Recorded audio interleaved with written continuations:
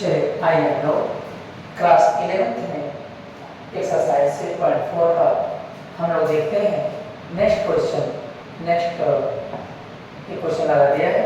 हम लोग क्वेश्चन लेते हैं, क्या लिखा है 2nc3 अपॉन रेशियो में लिखा है nc3 is equal to 11:1।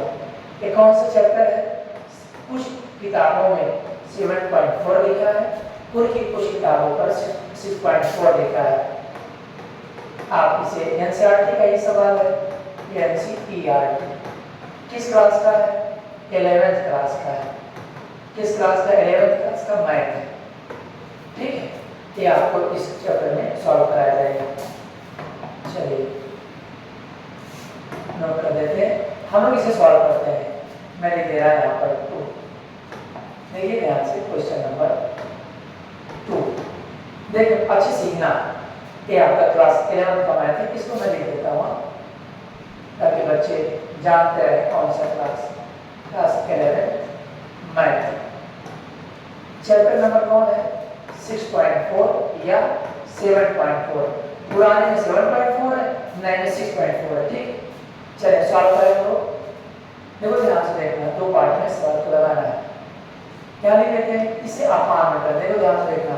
C3 अपान ये चला आएगा इसके नीचे इज इक्वल टू 11/1। सेम सवाल है। अब देखिए कैसे लगाया। इसका मल्टीप्लाई यहाँ कर दूंगा 2nc3, इसका मल्टीप्लाई यहाँ कर दूंगा, यहाँ होगा nc3। अब ये जो है एनसीआर लिखेंगे, कैसे लिखेंगे? फार्मूला आपको बता दे रहा हूँ।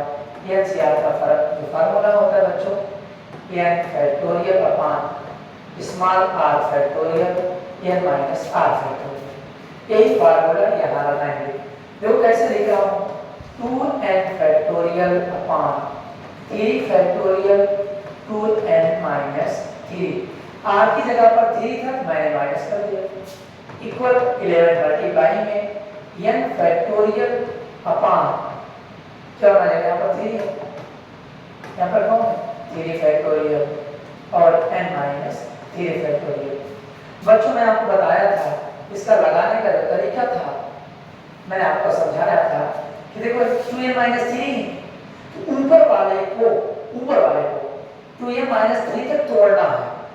यहाँ n है, सॉरी यहाँ n है, तो इसका मतलब है माइनस 3 तक तोड़ना है।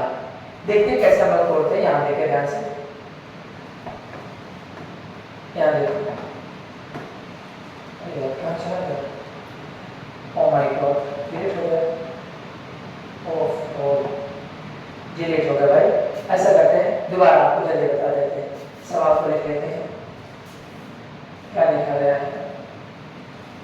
2n, दोबारा समझा देता हूँ, 2nc3 upon nc3 is equal to 11/1।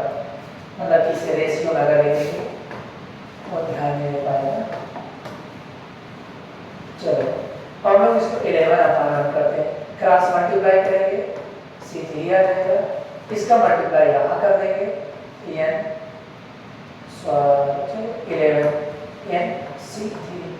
इसको मैंने तोड़ दिया। कैसे तोड़ा मैंने? देखो ध्यान से, 2n factorial upon 3 factorial 2n minus 3 factorial 11। इसके बाद क्या लिखूंगा? n factorial upon 3 factorial n minus 3। Clear?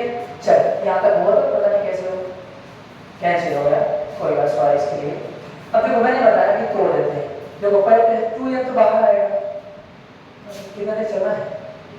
2n minus 1 2n minus 2 2n minus 3। देखो कहाँ तक तोड़ना है?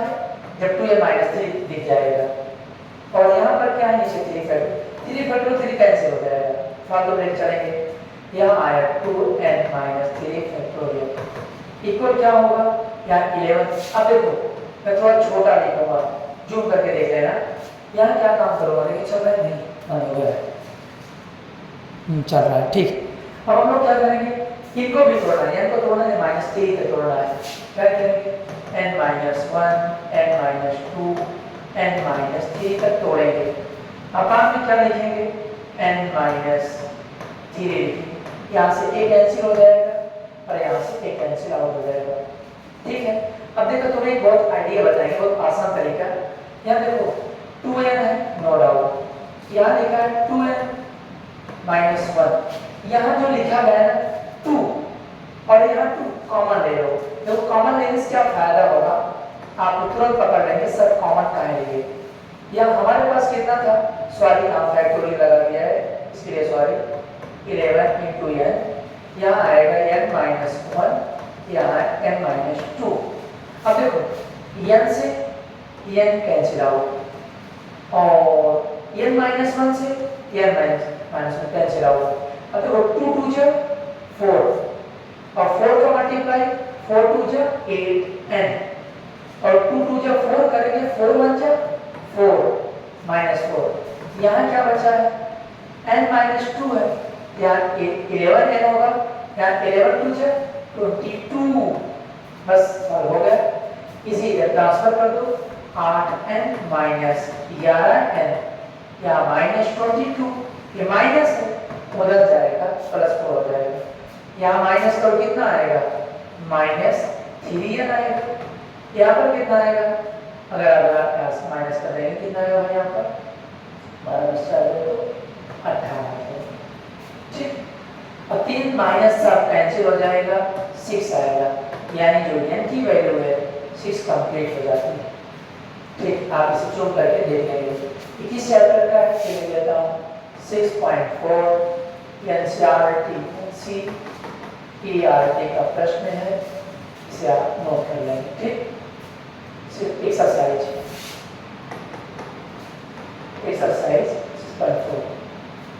ठीक, अगले वीडियो आपको अगले बार में साफ में दिख रहा है ना, थोड़ा सा ये लिख